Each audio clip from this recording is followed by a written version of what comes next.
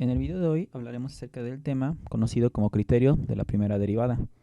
En videos anteriores hemos observado que si una función tiene un extremo local, o sea, ya sea un máximo local o mínimo local, recuerden que máximo local y mínimo local también se les puede llamar extremos locales.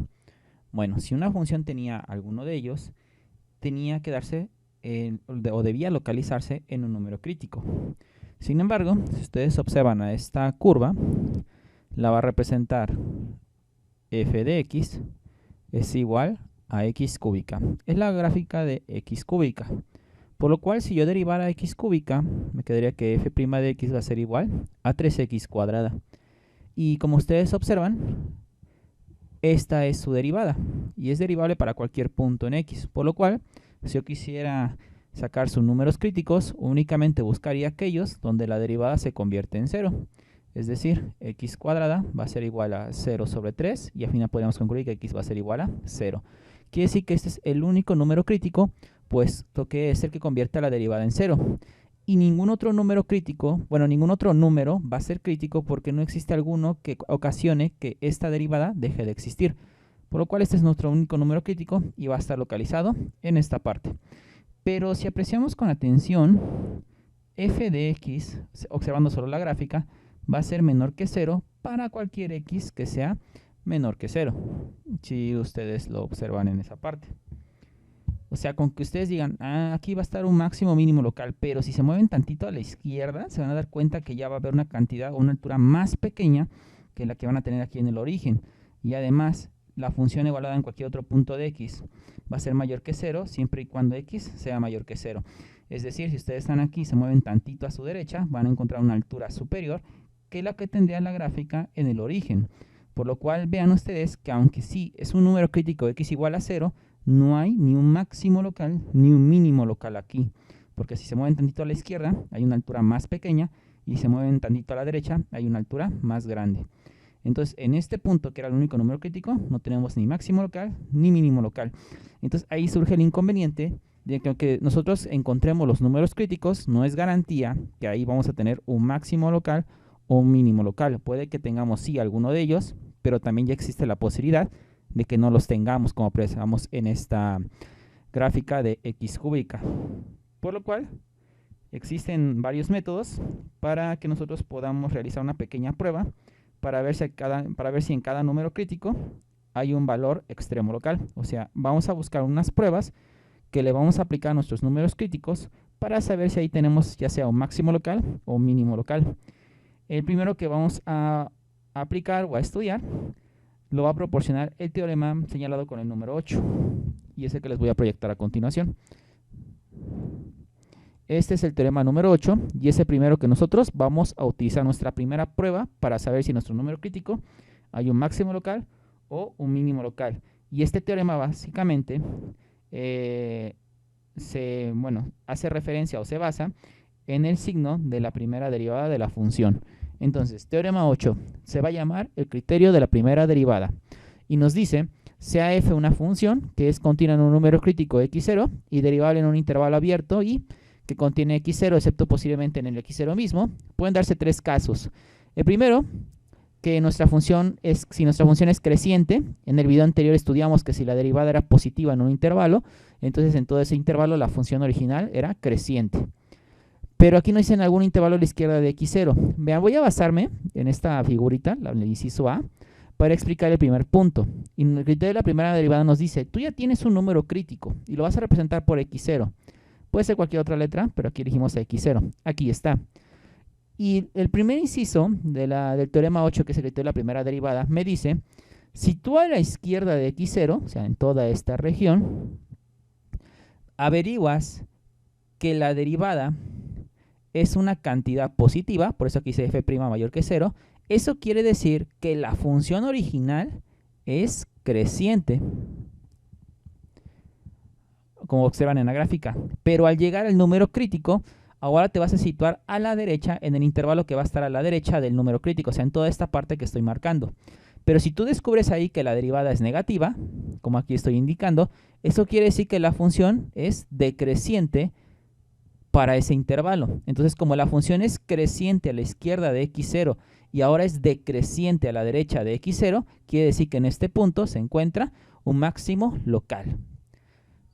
En el inciso 2 vamos a basarnos, para explicarlo, en el inciso B de la imagen.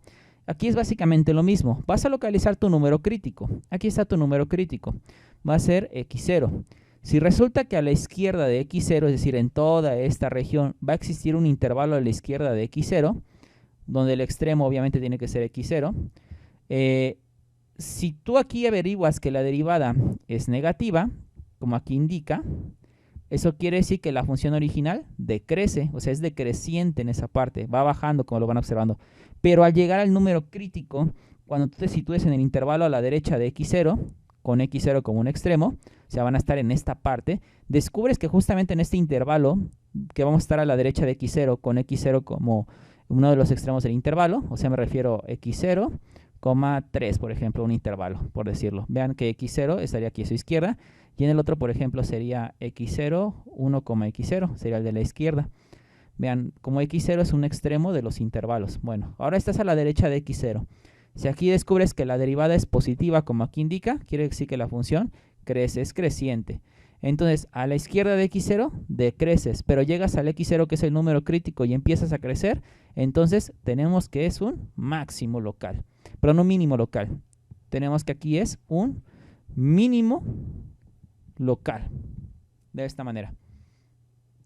Ahora, ¿qué pasaría si tú llegas, por ejemplo, aquí dice, si f' es mayor que 0 o f' es menor que 0 para todo x en intervalo abierto que contiene x0, excepto posible en x igual a x0, entonces no es un extremo local de la función. ¿A qué se refiere?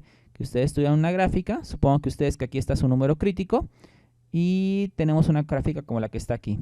Aquí está x0, pero si ustedes pueden observar, si aquí nos dice que la derivada es positiva, quiere decir que la función original crece. ¿Ya se dieron cuenta? Como lo estamos observando gráficamente, está creciendo. Pero ahora te sitúas en este lado de x0 y resulta que la derivada te vuelve a dar que es positiva. Eso quiere decir que la función original sigue creciendo. Entonces, como observamos gráficamente, efectivamente va creciendo. Por lo cual, sí, aquí está un número crítico, pero debido a que se repite que la función crece y sigue creciendo, porque las dos derivadas salieron positivas, eso quiere decir que no tenemos ningún extremo local. O sea, no es ni máximo local ni tampoco mínimo local. Y lo mismo ocurriría si ustedes tuvieran una gráfica que tuviera esta manera.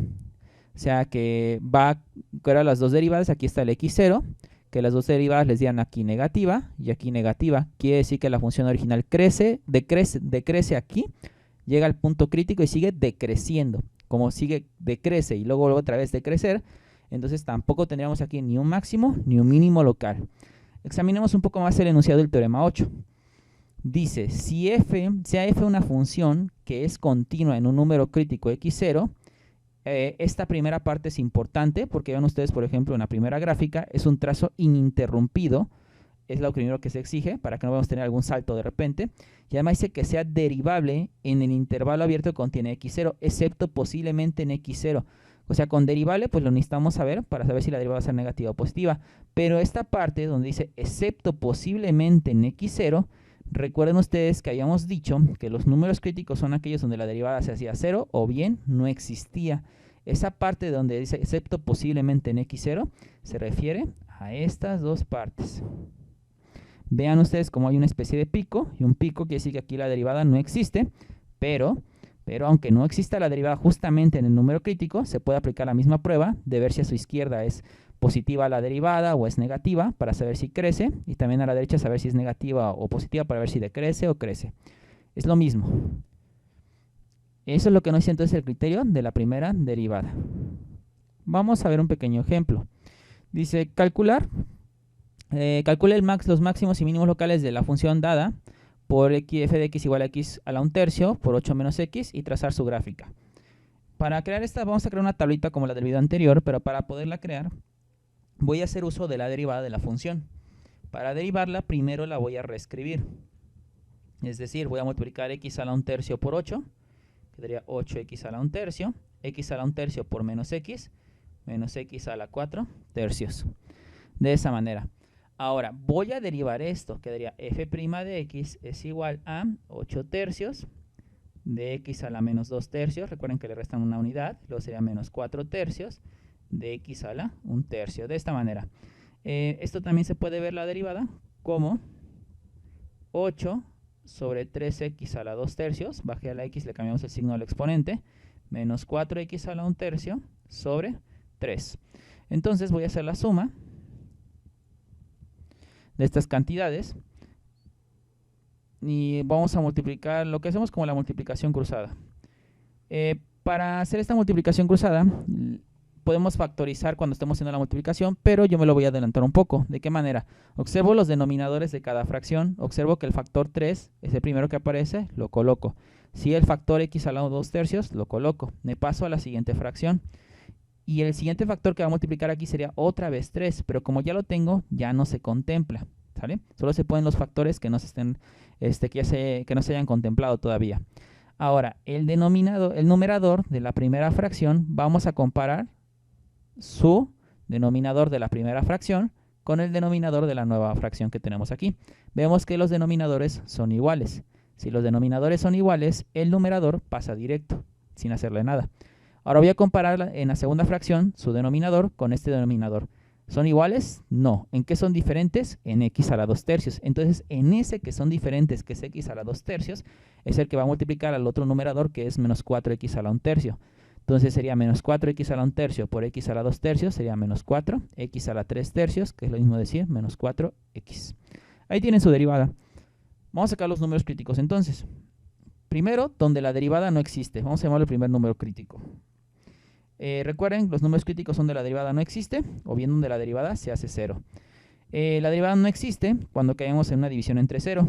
Y vamos a sacar una división entre 0 cuando esta x adquiera únicamente el valor de 0, porque sería 0 a la 2 tercios, 0 por 3, 0. Por lo tanto, el número crítico va a ser aquí 0. Ahora, el siguiente número crítico, ¿cuál sería? Cuando la derivada se convierte en 0. Como ya lo habíamos tratado en videos anteriores, esta parte solo se va a convertir en 0 cuando su numerador sea 0. Es decir, cuando 8 menos 4x, voy a ponerlo aquí, sea igual a 0. Si despejo aquí a x, quedaría menos 4x igual a menos 8. X es igual a menos 8 entre menos 4. Y menos 8 entre menos 4 es 2. Quiere decir que mi otro número crítico es 2. Y aquí está. Son mis números críticos. Ahora lo que voy a hacer es examinar la función original. Esta es la función original. ¿Cuál es su dominio? Obviamente todos los reales. Va a estar definida para aquí. Todos los reales no hay ningún problema. Debido a que el 8 menos x, sabemos que su dominio es los reales. Y el x a la 1 tercio también su dominio es los reales. Cuando hago un producto de funciones, la intersección de los dominios es el dominio de la nueva función. Y por lo tanto, reales intersección con reales, pues reales. El dominio aquí de esta función es claramente los números reales. Entonces, lo que yo voy a hacer es que ese dominio, que es un intervalo, recuerden que el dominio de los reales en notación de intervalo se puede poner como menos infinito a infinito. Este dominio lo van a partir ustedes de acuerdo a los números críticos. Así que en la primera fila vamos a poner intervalo. Los intervalos que vamos a analizar va a ser el dominio partido de acuerdo a los números críticos. ¿Quién va primero? ¿El 0 o el 2? Va primero el 0. Por eso voy a poner aquí menos infinito, coma, 0. El otro intervalo va a ser de 0 hacia 2, porque es el siguiente número que no puedo tomar, por eso le voy poniendo paréntesis.